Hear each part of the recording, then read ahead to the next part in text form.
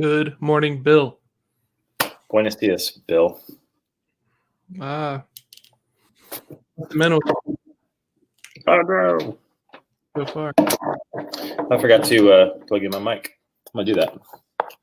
How am I hearing you then? Oh, because my laptop has a mic, right? That's fair. I just want to give the people the good silky Jake voice. You want those tones to be dulcet. Sorry, speaker two. Now what? I said you want those tones to be dulcet. Yes. We could go all the way back into the hip hop era and start throwing off our such so what's interesting is I went through and watched the whole thing, all 4 seasons of it. Yeah. Really remembering which bands I really rooted for, because everyone knew Run DMC, everyone knew NWA, but those weren't my favorite guys. No, mine either. I tended to like the little more off the mainstream, like Tribe Called Quest. You not share that. I love Tribe. Yeah. But like bands like that just weren't the big ones. Yeah, I think if I was 4 or 5 years older, that I think that like Run DMC and NWA might have had like a bigger impact on me genre wise. But it's just a little bit too young for it, right? So I was kind of that next wave as well, right? Like Tribe and all of that stuff, and it was just it was crazy because I didn't really want, like, I like Snoop Dogg and stuff, but like I didn't really like all the other elements of like the gangster rap, Right. But I just like the wordplay element of it, But back then, we didn't have the YouTube, the YouTubes, if you will. So you kind of had to watch whatever was on the box, right? Which was like the video jukebox, and it was a lot of West Coast stuff. And so then you hit like 9th grade, or I hit 9th grade, and like the skating scene kind of like split. It was weird. And so like half the group went to punk rock, which like really wasn't my jam. And then everybody else went to like very East Coast hip hop, like Funk Dubious and the Fushnikins and all of this stuff. And I was like, man, like this is my jam. So same thing. Maybe it's because we're both in Texas and of the Anglo. Maybe. Mernin, Chris. Mernin. Good morning, Michelle. Are you ready for our call later today? I hope you're prepared. She knows how to handle you. I can tell. Oh yeah, John. Would you like some? Would you like some food? Exactly. Should I be holding something, like walking it your way? Hello. Yeah. These goals can be as loose as you want if you keep bringing me call, though. That's right. Yeah, the goal is to finish all the food you keep bringing me. That's the goal. How was yesterday? It was really good. I got like 80% of the stuff for my weekly done yesterday. It's just nice. Yeah. Some days, how it goes. They just fall down. Yeah. So today will be good because I complete my goals for the week, and then we'll see. It means I get to go to overtime, right? I get to do extra. I mean, stuff. If you want, I guess. Hold on. Yeah, we'll see what happens. My coaching call yesterday got moved, which is totally fine. And then I picked up a call in the afternoon with a guy from a Slack group, and he is building a local government communication app, right? So he wants to build it for local governments, and it's his, so I won't go too much further into it than that. But we're kind of talking about the difficulties of selling to local and state governments, and how, like most companies, if you have an arm that sells to that, the people who sell in that realm are different from like the people who are selling to other things, because of the complexities of dealing with small and local government, the timelines and everything. So we're talking a lot about that, and I brought up Hayden because he's done a lot of stuff with like government and infrastructure build out and stuff like that. So I'm going to see if I can get them connected. We'll see. Yeah, to sell in government, I almost feel like you have to be able to defuse bombs, because you have to go through all these intricate things and the right people, and there's so many levels, and it's really long a lot of times, and I've been in there, unfortunately. The other thing that's really interesting is this guy is kind of trying to do this like very startup thing, right? So he's like, I want to go to like 4 or 5 mayors, right, and get letters of intent, and then I can go to an investor. And I was like, do you see all the ifs that you're putting into this process, right? Because we don't know if mayors actually give letters of intent for something like this because it's local government, and at least here I can totally see a lot of local governments being like, look, go build it and then come back and then we'll invest in it, kind of thing. Yes. So you're like I think if you're going to go the investor route, I think you need to go talk to like 15 mayors and be like, hey, these are the things that they're concerned about, and we have some common ground in this and this and this, and we can build this into the app and approach it from that way, as opposed to like double hanging yourself into this idea of, you know, it's got to be this perfect thing and I got to sell it to someone else so that way they want to fund it. You know what I'm saying? Yeah, I heard somebody say once that everyone likes the book Blue Ocean because it means they can do whatever the heck they want. But actually, Blue Ocean has Red Ocean a lot of places. Because there's nobody but sharks, where you just get eaten up and nothing ever happens. So that sounds like one of the possibilities. Maybe, right? Depending on how you do it. Super nice guy. You know, it was funny though, because his pitch was all like I statements. And I was like, man, you're making it really easy for me to say, like, thank you. Care. Yeah, well, you know, thanks for bringing this to our attention. We're not hearing these concerns from anybody else in our city, so we're gonna pass for now. I get you. Right. Whereas, you know, same thing in our conversation, when you can make it about a group of people, right, and the frustrations of others and stuff like this, it has way more impact. So, yeah, it's true. I like that approach. Yeah. Man, I watched Soul last night. Oh, okay. Oh, so good. Really, I mean, really good. Like, can you watch it today so we can talk about it tomorrow? Like that's how good it was. Okay. I was gonna watch it this week because I think my cousin watched it and she told me she really enjoyed it. Oh man, it's Did you watch Wonder Woman 84? No, I've heard nothing but terrible stuff about Wonder Woman. Yeah, that's what I've heard. It's just kind of like fragmented and disconnected and never really gets any traction. Unfortunately, the further I get from it, the more I dislike it. Yeah, it's pretty good. Yeah, it's pretty good. And then I'm like, there's no rewatch happening. And I'm like, yeah, you can skip that one. So, are you okay? So I was journaling about this last night. Like, I have to be careful when I rewatch stuff, right? Because like the second time, I'm looking for all the stuff that I missed the first time, right? Like the Easter eggs and the references and the foreshadowing and stuff like this. And what I find is that most things don't hold up for me for a second watch, right? Because like I'm just too hyper critical about it. So, I can see that. Yeah, but like.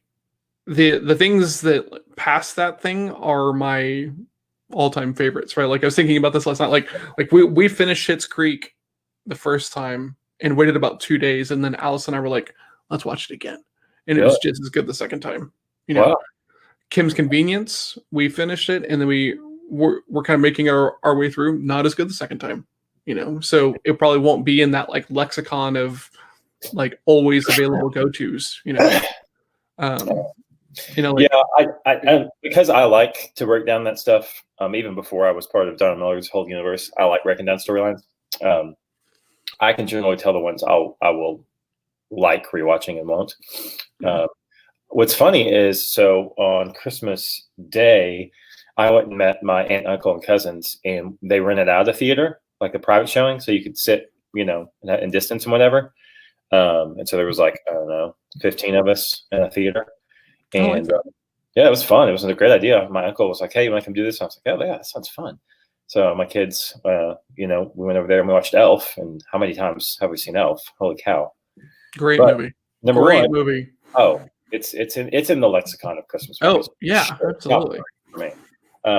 But, you know, number one, watching it on the theater, again, was a pleasant experience. Like, you just, in a theater, think about theatrical, right? And then I caught little bitty tiny side comments this time that I had, like maybe 3 of them I had never ever heard, and I've seen the movie 15. Yeah, and I caught tiny little comments that were hilarious. So it's like that's one of the reasons I actually like rewatching movies is you miss side character jabs and things like that. That's fair. I just think that something has got to be above a certain level for it to withstand that. I'm writing an article talking about that because, I've heard the Hamilton soundtrack a lot, like hundreds of times. Like I probably bought Lin-Manuel Miranda a Tesla at this point with the amount of times that I've listened to that thing on Spotify just over and over and over and over and over. And then we got to go see the live production of it here in Dallas, which was not the original cast. Right. And then I watched the original cast version of it on Disney Plus whenever that came out, was blown away. And then immediately kind of had to watch it again like that same weekend.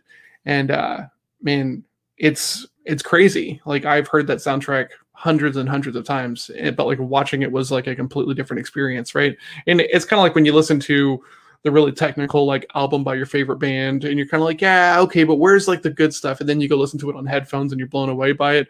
I think it's that changing of the environment, right? Because like the headphones are going to do that. The theater view is going to highlight different things than like when you're at home and stuff. So yeah. I think it's the setting has a huge impact on that stuff. So yeah, I definitely can for sure. Interesting. Yeah.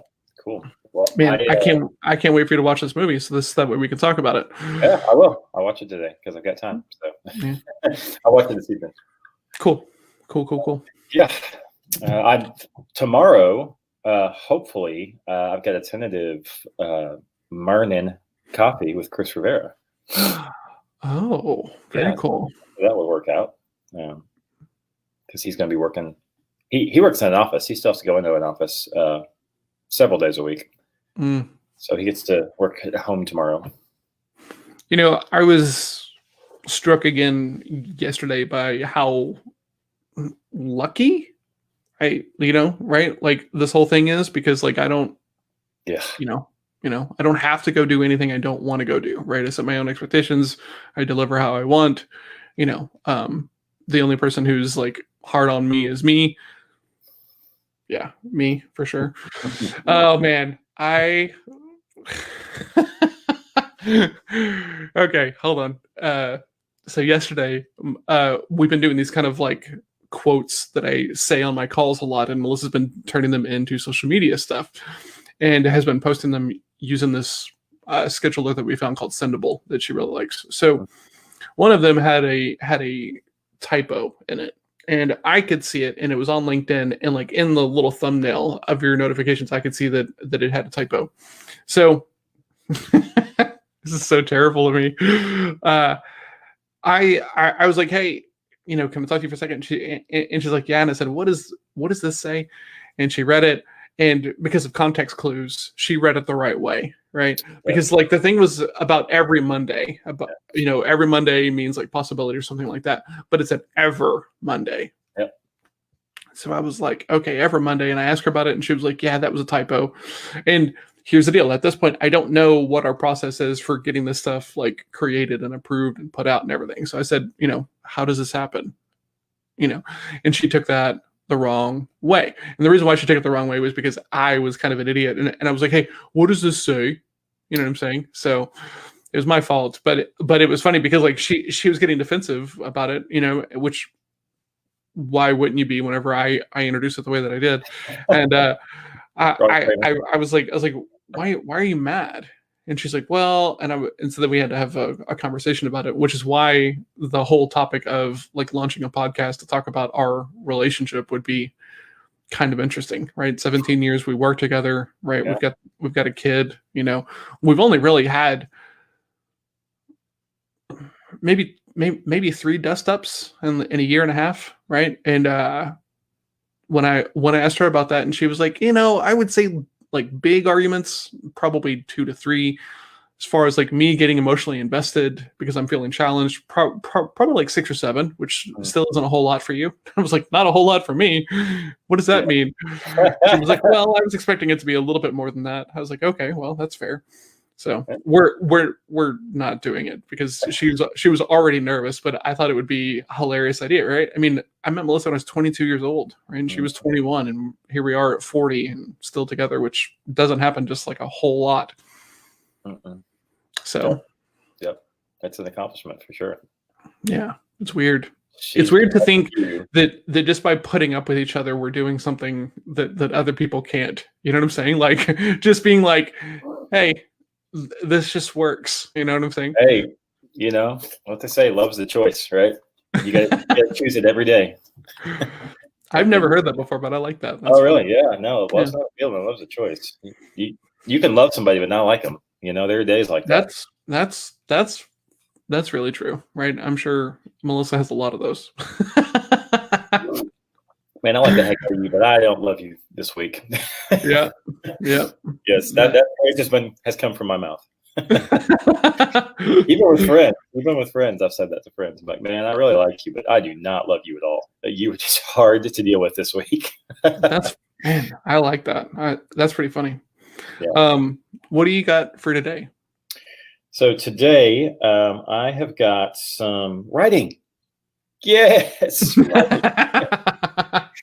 I'm finishing up writing. I've got the PDF done, like basically the mini version of my book. So the draft is done. So I'm just going to do some last minute edits on that. And then I've got I finished up my planning stuff yesterday, so that's good. Good. I was writing a script for a membership video we were doing for Bus by Networking. So I got a draft one, so I'm going to do version 2 today. Nice. So just some really rewrites. And I'm going to watch the movie Soul. So my Bill and I talk about that tomorrow. I don't have a lot today. Nice. I don't. Nice. So I need to find some things to do probably. Oh, I got a new book. It's not even out of the package yet, but it's I forget what it is already because I ordered 3 books over Christmas. I'll tell you tomorrow. Okay. Yeah. Once I open the packaging with the new things I bought for myself, I'll tell you what I bought. That's awesome. Well, gift card. You know, I get gift cards, so I was spending it. Yeah. So I've got a team meeting with the family law people with Levi and Jordan. We're doing our goal setting for the real estate mastermind today at 10:15. So we're going to do like a big 45 or probably an hour and a half actually chunk of planning first quarter stuff for that for next year. And then I got sales practice lab at 2. And then at 4:00, me and Michelle Stifler sitting down. We're going to do some goal setting. We're going to do some dream building, if you will, right? Bring some clarity to this whole big piece of land and hopefully kind of give them some goals around like Jay being able to leave that and staying at the farm full time and stuff like that. So I'm excited for that conversation. Yeah. And then so Michelle, if you remember, just give me a little Sammy Sosa. You know, like when you're in that meeting, just give me a little shout out, however you want to do it. You remember that? I do remember that. Yeah, Mark McGuire, Sammy Sosa, and every time he hit a home run, he did this whole like I don't know, like Catholic thing where he'd be pitching, but like Hail Marying. I don't know. It was I always found it really fascinating. Was he on the roids, or was that just Mark McGuire? Yeah, it was both of them. It was both of them. Okay, and Bonds too, right? Oh, it was such a good in the race. Both were roided. And Barry Bonds as well. Yeah, right. Yeah, Barry Bonds for sure. Although, yeah, we won't get into that. Remember when that was the thing that we were all up in arms about? Yeah. Like, hey, professional athletes who get paid millions of dollars are willing to do everything they can so that way they can continue to make millions of dollars. Okay, great. Right. Let's make that a huge deal. And now, like looking at the news then compared to the news now, like, oh, that was our biggest concern. That's crazy. The blinders. Mm-hmm. Yes. Yeah. Yes. Comfort really? Such trouble. Must be nice. Rich man. Must be nice. No money, no problems. Oh man. It's gonna be an awesome conversation. Got it, Bill. Good job. Yeah, man. So it's kind of all I got for today. I had a question for you. I don't remember what it is now. It's like your book. It's lost on the stack of questions that I need to ask you. It's somewhere in the journaling papers. Man, literally finished this movie last night, Soul, and jumped up ran and grabbed the headphones and started journaling. And the girls were like, they were wanting to watch like Stranger Things, and I was like, cool, like y'all just go do your thing. I've already seen that. I don't like that's not going to stand up again because it hasn't been so far. So I'm just going to go over here and write. And so the way that you've seen our living room, the big table right is behind the TV, and Stranger Things is a very dark show. So all they're seeing is the glare off the light over here over the table. And so they were like, well, we're just not going to watch this. So like, hey, I'll go in the kitchen. And Melissa was like, I know that you're habit driven, so this habit is important to me for you. So we'll just watch The Office. It's nice and bright. We won't have this issue and everything else. And I was like, that was super nice. Very nice, because I was going to get up and move to the white table grudgingly. I didn't really want to because, yeah, that is my space to journal. And I was like, I don't want to go someplace else and do this. But I was going to ask, were you throwing off? It was weird because it's maybe like 30% like perturbed, like, okay, fine, I'll go to the other table, versus I think maybe 3 or 4 months ago it'd have been 70% perturbed. Okay. So so it's been an interesting shift of being like less attached to things that would normally get me riled up. So I'll take that. Yeah, for sure. Well, I think we were talking about, probably a month ago. Don't get so attached to the how, just stick with the why. So the why is right. The journaling itself, it can get you someplace, but the how can change because it can still get you there. Yeah. Yep. Absolutely.